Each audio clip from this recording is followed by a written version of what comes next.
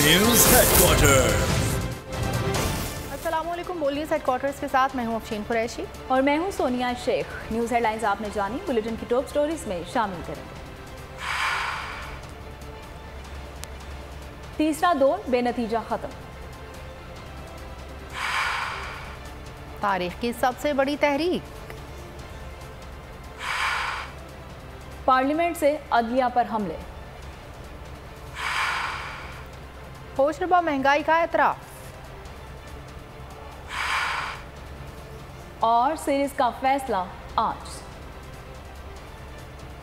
Bulletin का आगाज करेंगे। सबसे पहले बात करेंगे हुकूमत और पीटीआई के दरमियान मुज़ाकरात का तीसरा दौर बेनतीजा खत्म।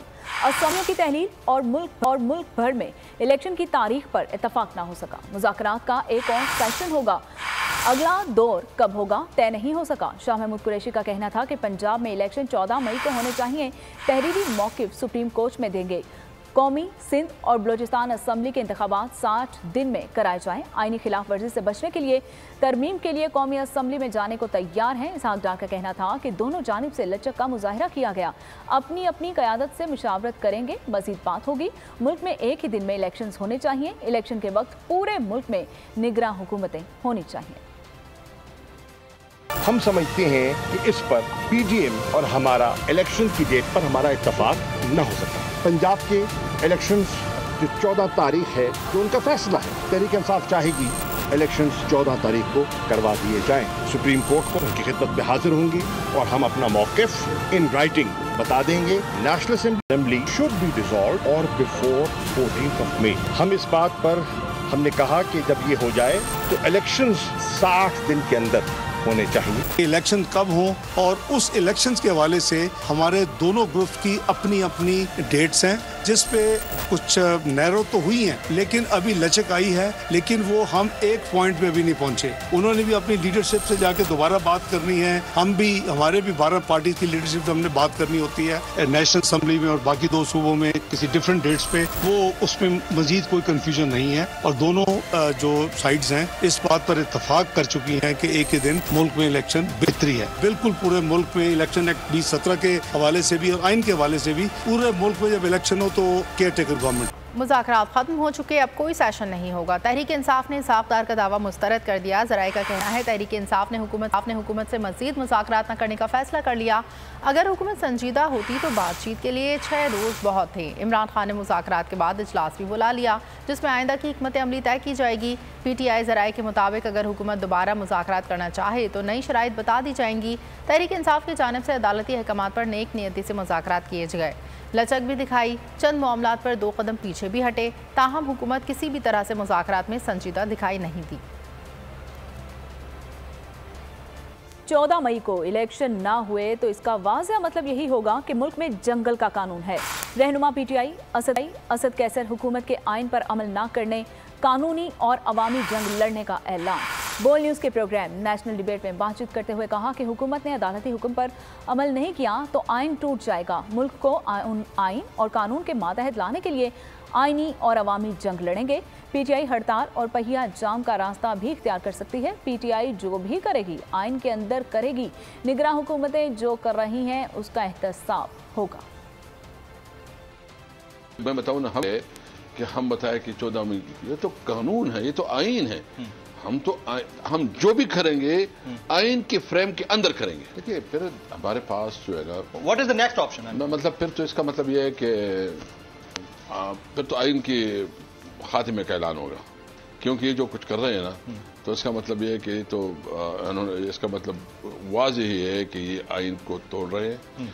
वाज़ेह इसका ऐलान ये है कि आइन को नहीं मानते। फिर हम जाएंगे, हम इस मुल्क को कानून और आइन के मातहत लाने के लिए जो हमारा हक के कानूनी जंग वो हम करेंगे। हम अवाम के पास जाएंगे, हम पब्लिक में जाएंगे, हम कानूनी और अवामी जंग दोनों लड़ेंगे कि एक ही दिन हम बाकायदा जो है ना पूरी मुल्क में हर यूनियन कौंसिल में एहतजाज रिकॉर्ड करवाए। इसके बाद हमारा जो है ना जो सबसे बड़ा मुअस्सर जरिया है कि हम पूरा पहिया जाम ऐलान करें। हम इसके लिए ये भी हम शटर डाउन करें ताजरों के साथ, क्योंकि ताजर सबसे ज्यादा मुतासिर है ना। मजहबी जमातें मतलब तमाम तबकों को एंगेज करेंगे ताकि इस मुल्क में हम आइन को बचाएं। सुप्रीम कोर्ट के फैसले पर अमल दरामद ना हुआ तो कौम के साथ सड़कों पर निकलेंगे। चेयरमैन PTI इमरान खान ने खबरदार कर दिया। तारीख की सबसे बड़ी तहरीक चलाने का ऐलान किया। कहा आइन पर अमल दरामद के लिए सुप्रीम कोर्ट के साथ खड़े हैं। पाकिस्तान में कानून की हुक्मरानी नहीं होगी तो मुल्क नहीं चल सकता। मुझे हुकूमत से बाहर रखने के लिए कानून की धज्जियां उड़ाई जा रही हैं। इन्हें खौफ है कि हम जीत जाएंगे। इलेक्शन से फरार के लिए हुकूमत के नित नए तमाशे। कौमी असम्बली से तौहीन पार्लियामेंट का बिल पास कराने का फैसला कर लिया। तौहीन पार्लियामेंट का कानून सुप्रीम कोर्ट के जजेस पर भी लग सकता है। अरबों डॉलर्स भेजने वाले ओवरसीज पाकिस्तानियों के खिलाफ भी इस्तेमाल करने की कोशिश की जाएगी।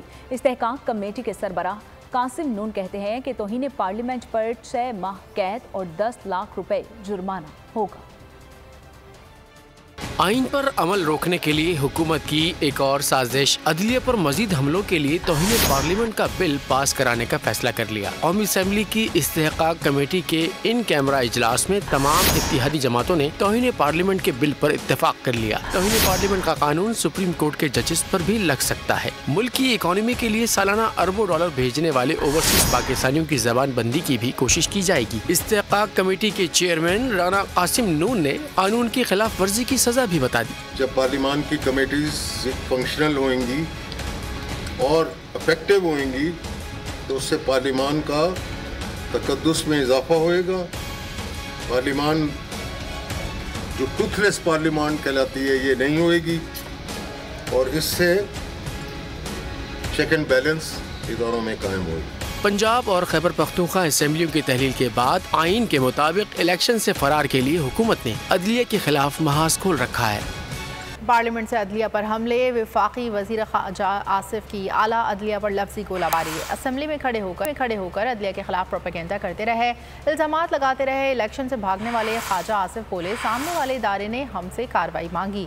स्पीकर भी सुप्रीम कोर्ट से इनकी समाअत का रिकॉर्ड मांगे। हदफ तनकीद बनाते हुए सुप्रीम कोर्ट से हिसाब मांगने लगे। हमारे इदारे में बैठे लोग वोट लेकर यहाँ पहुँचते हैं। जंग है तो जंग होगी।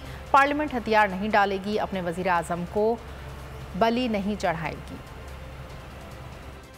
सामने वाला जो अदारा है उसने हमसे एक तारीख की प्रोसीडिंग्स मांगी हैं। एक नहीं 100 दफा प्रोसीडिंग्स दें। इसी सुप्रीम कोर्ट ने ये कहा कि 2 जज खबरदार हो गए हैं बेंच से। 3-2 का जब बेंच बनाया गया उन्हीं 2 जजों को इधर बैठा दिया। आप सुप्रीम कोर्ट को लिखें कि हमें भी वो कार्रवाई भेजे। अदलिया हमें बताती है कि हम मुज़ाकरात करें। अपनी तो पहले पंचायत लगाएं अंदर घर की, उसके बाद हमें हदायत इशू करें। जो पहले यहाँ पे हुक्मरान थे अब फिर सहूलतकार मिल गए। प्राइम मिनिस्टरों की गर्दनें लेने का रिवाज खत्म होना चाहिए। इस अदारे की गर्दन ली गई, इस अदारे का खून हुआ, क्या उसका कोई हिसाब देगा? अदालत उज़्मा अपनी तारीख दुरुस्त करने के लिए, अपना माजी को प्योरीफाई करने के लिए, पाक करने के लिए क्या करेगा? ये अदारा कोशिश कर रहा है कि टाइम पूरा ना हो। जनाब स्पीकर, इस तरह नहीं होगा। अगर जंग लड़नी है तो फिर जंग होगी। पार्लियामेंट हथियार नहीं डालेगी।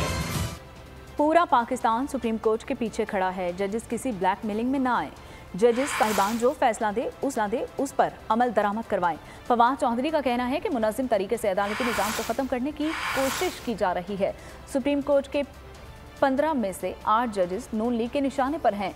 नैब तरमीम केस वो तोता है जिसमें शरीफ और जरदारी फैमिली की जान है। मौजूदा आइन में इलेक्शन 14 मई से आगे नहीं जा सकते। इलेक्शन को आगे ले जाना है तो आइनी तरामीम करना पड़ेंगे। उन्होंने मजीद क्या कहा, आप भी जानिए। पूरा पाकिस्तान इस वक्त चीफ जस्टिस पाकिस्तान और सुप्रीम कोर्ट के पीछे खड़ा है। ये जो पाकिस्तान बार काउंसिल में कुछ वकला जो हुकूमती ग्रुप है उसको इस्तेमाल करके जो आपके ऊपर बातें की जा रही हैं उसको मुस्तरद किया है बार एसोसिएशन। ये जो केस है ये वो तोता है जिसमें मरियम नवाज की, नवाज शरीफ की, हसन नवाज की, हुसैन नवाज की एंड शहबाज शरीफ फैमिली की और जरदारी फैमिली की जान फंसी हुई है। इसीलिए मेन फोकस किया जा रहा है इन जज साहिबान को। हम तो तयन वक्त का नहीं कर सकते लेकिन आइन ने तयन किया हुआ। मसला यह है कि आइन के मुताबिक आप इंतखाबात को आगे 14 मई से आगे पंजाब के इलेक्शंस नहीं हो सकते और अगर आप 14 मई से आगे लेके जाना चाहते हैं उसके लिए आइनी तरमीम चाहिए। और जब तक सियासी जो आखिरी में भी चीफ जस्टिस साहब ने यही कहा था कि अगर आप आपस में बातचीत करके कोई हल निकाल सकते हैं तो फिर जाहिर है कि आपको आइन के अंदर तरमीम करनी पड़ेगी। आइन मौजूदा आइन के होते हुए तो आप 14 मई से आगे नहीं जा सकते। मुज़ाकरात की जहाँ तक बात है, नून लीग की इंटरनल सियासत जो है वो मुज़ाकरात को नुकसान पहुँचा रही है। नून लीग की जो इंटरनल पॉलिटिक्स है वो किधर जाती है और ये मुज़ाकरात कामयाब हो पाते हैं या नहीं होते। अदलिया पर हमला करना आसान है क्योंकि वो जवाब नहीं देती। अदलिया पर हमले से इदारा कमज़ोर हुआ तो कल उन्होंने रिलीफ नहीं मिलेगा। आबिद ज़ुबैरी के बोल के प्रोग्राम ऐसे नहीं चलेगा में गुफ्तगू कहा, यह अदालत में कुछ और बाहर आकर कुछ और बात करते हैं। अदलिया के फैसलों पर तनकीद हो सकती है, जजेस पर नहीं।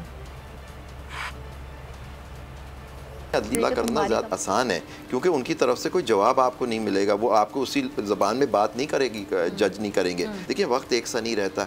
यही अदालतें कल हो सकता है आपको इंसाफ के पास जब दूसरी कोई हुकूमत आ जाए और आपके साथ अगर कोई ज़्यादती हो तो आपको जो रिलीफ मिलना है इन्हीं अदालतों से मिलना है। तो आप उनको अगर इस तरह से वो डिवाइड कर देंगे, इस तरह से उन पर हमले करेंगे तो फिर आप एक इंस्टीट्यूशन कमज़ोर कर देंगे। अगर आप इनके साथ इस तरह से बात करेंगे तो आप इंस्टीट्यूशन को वीक करेंगे तो कल आपको बिल्कुल नहीं मिलेगी रिलीफ। कोर्ट के अंदर कोई और बात करते हैं, बाहर जाके जो आप लोग जहाँ खड़े होते हैं वहाँ अलग तरह से बात होती है। आइन के तहत जजेस के कंडक्ट को पार्लियामेंट में ज़हर बहस लाया ही नहीं जा सकता। लेकिन हुकूमत का दबाव या सुप्रीम कोर्ट के अहकामात से फरार इलेक्शन कमीशन भी हुकूमती ज़बान बोलने लगा। 14 मई को इंतखाब नामुमकिन करार दे दिया।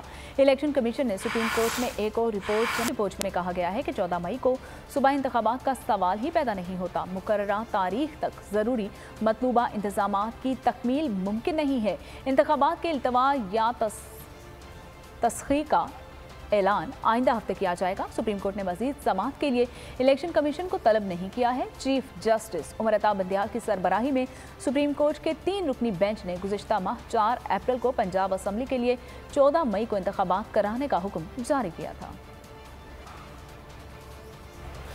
लाहौर हाईकोर्ट में पेशी के दौरान नाक़िस इंतज़ामात, हुजूम की धक्कम-पेल, चेयरमैन तहरीक इंसाफ इमरान खान की ज़ख्मी टांग एक बार फिर मुतासर हो गई। ज़ख्मों में तकलीफ बढ़ गई। इमरान खान की टांग के तिब्बी मुआयने के लिए इन्हें शौकत खानम अस्पताल ले जाया गया। डॉक्टरों ने इमरान खान को धक्कम-पेल से मोहतात रहने का मशवरा दिया था। डॉक्टरों ने तिब्बी मुआयने के बाद इन्हें फौरी आराम की हिदायत फराहम की है। हवाए नफ्स की है हुक्मरानी, लुटेरा कर रहा है पासबानी। बोल न्यूज के मार्केटिंग हेड आकाश राम ताहा लापता, तफ्तीशी इदारे जवाब देने से कासिर। अहले खाना परेशान, बेटे की जुदाई में माँ गम से निढाल। जो बच्चो हिंदू पर आए थे जो को पाकिस्तानी, मुझे मेहरबानी करे पंहिंजो आकाश वापस कयो। अमरीकी सेनेट में कांग्रेसमैन की आकाश राम के अगवा के खिलाफ पुरजोर मुजम्मत। And I, of course, have been concerned about some of the terrible disappearances, some of the abuses of human rights in Pakistan. United nation ने भी आकाश राम की बाजियाबी के लिए मौसर इकदामात उठाने का इंदिया दे दिया। मुश्किल की इस घड़ी में आर्मी मीडिया समेत इंडियन मीडिया भी चीख कर आकाश राम की बाजियाबी के लिए आवाज उठा रहा है। आलमी सहाफती तंजीम और इंसानी हुकूक की आलमी तंजीमों की भी आकाश राम के अगवा की मुजम्मत। उफ क्या जुल्म है, बोल इंसाफ का मुंतजिर। सब्सक्राइब करें और बेल दबाएं ताकि कोई खबर रह न जाए।